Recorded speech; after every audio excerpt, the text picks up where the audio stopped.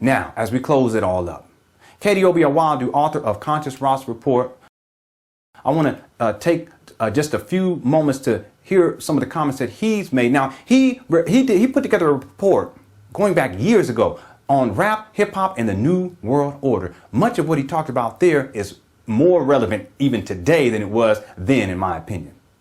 Now, when I get further along in the timeline, once I get into people like Tupac, Biggie Smalls, I'm going to be sourcing his research into this topic. But I want you guys to listen carefully to what he says in terms of black leadership, that 10% that rules over the 90%. Let's take a listen. Let's just go through some highlights of some of these new black leaders. Again, we talked about the evolution of black leaders. The first black leaders in America for black people were who? No, the first leaders were the overseers. They were armed with what? A whip or a gun. Okay? Let's be clear. The first black leaders were overseers. Who was the second round of black leaders? They were the preachers. What were they armed with? The Bible. They were armed with not just the Bible, but they were armed with the sanctioning of those in power that you can do this. They even verified that the Bible that they were using was the right Bible. There you go, right. King James. Very good, very good. And so, who then took over? Now, the preachers took over from the overseers, kicked them out. Who then took over from the preachers and kicked them out of the slot? Then, before the intellectuals came, the elected officials, the politicians. They took over from the preachers and kicked them down to the next rung of leadership. Who then took over from the elected officials and politicians? Then it was the intellectuals. Who were the next round of black leaders in America? The intellectuals. What was their weapon? They were backed by the establishment through the universities, Yale, Columbia, Harvard. We could go through a number of them. Even the historically black colleges like Howard University and Fisk University, etc., later became a signifier that you are capable of running your people into the ground. Now, who are the new black leaders? Celebrities. Media designated celebrities. Now, Brother Katie, he's on point.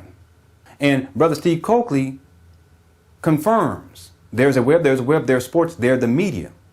Now, who are the new black leaders? Celebrities. Media designated celebrities. So, Brother Katie, what he's illustrating here is that the new black leadership is celebrities. But these celebrities are sanctioned by media. And we've already illustrated that media was controlled and established by someone who was in Boulay in the first place. You got to be understanding like how it's all interconnected. So much of the leadership, Tupac, that we're given are sanctioned by the media in the first place, and the media adhere to the tenets that are given to them via the hidden hand, i.e. the ruling elite.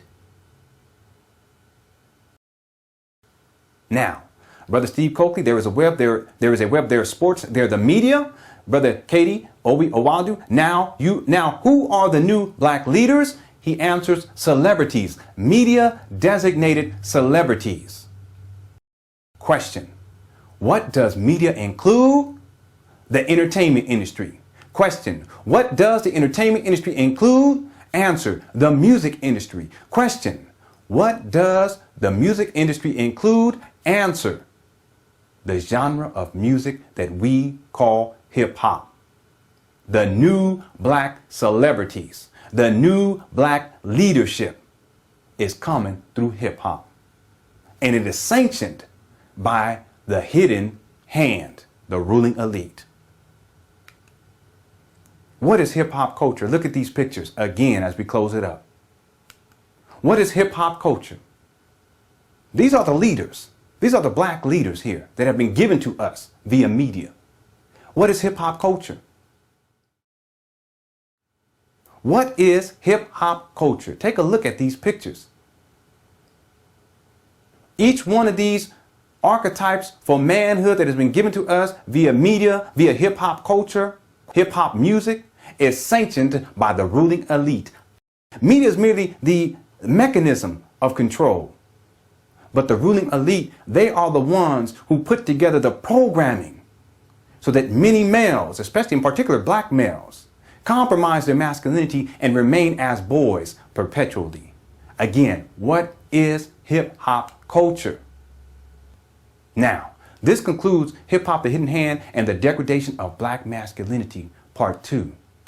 In Hip-Hop: The Hidden Hand and the Degradation of Black Masculinity, Part 3, we're going to get into the hip-hop timeline from 1986 to 1990.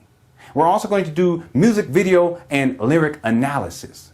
We're going to get into the demonization of black males via gangster rap. We're going to get into gangster rappers and the delusional rapper syndrome. Most of these so-called gangster rappers weren't even gangster in the first place, and I have evidence and proof. You think the ruling elite want to deal with some hardcore gangsters? No. But they'll get some actors and have them play the roles of hardcore gangsters and put them on the stage, on the world stage, and promote them as black leaders. We're going to get into conscious rap as a marketing strategy employed to stimulate consumerism amongst the so-called conscious community. Oh, they played us so well with this. We're going to get into conscious rap as controlled opposition and as the subliminal cedar of elitism within the black community. Yes, because I'm more conscious than you, I'm better than you. That's an elitist orientation that comes out of the Boule in the first place. It's an elitist organization. It's an elitist secret society. We're also going to get into masculinization of black female rappers and the perpetuation of the male versus female war and print program. Around this time in hip hop, in the timeline, you start to see these female rappers coming onto the scene, and they were very much masculinized. During that was a promotion of the quote unquote feminist movement ideology, and to promote it as a means of creating divisions amongst black males and black females. I call it the male versus female war and print program. Understand that the feminist movement, there was nothing feminine about it. Again, I have to ask the question, what is hip hop culture? I want you to look at this picture closely as we close out. These two young rappers are the Erominos. Look at their pants. One of them is sagging on the left, that's Lil Bow Wow. And Soulja Boy on the right, he's sagging in an extreme way. These are the Erominos. These are the little boys who bend over and allow individuals in the entertainment industry who are in control to penetrate them in the anus.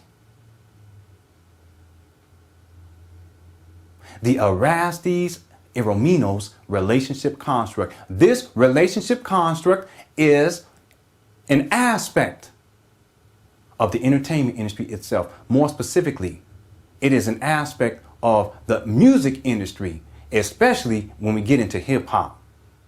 Look at these two little boys.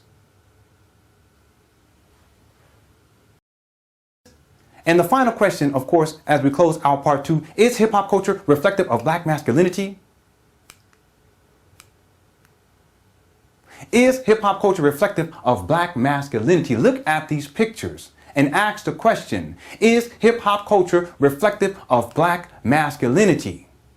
And I will answer to all of you all here, no. In my universe, black masculinity is reflective of this man here in this picture, who is taking care of his family institution, who is committed to his wife, who is committed to his children. This is black masculinity. A man who is honorable and is respectful and carries himself with honor and dignity at all times. This is black masculinity. A man who is not only committed to his wife and his children, is also seeking to raise his sons into manhood. Who is seeking to protect his daughters and to protect his wife. This is black masculinity. The question becomes, in your universe, what is masculinity? My name is Leonard Honor. Until next time, y'all, please take care. Peace.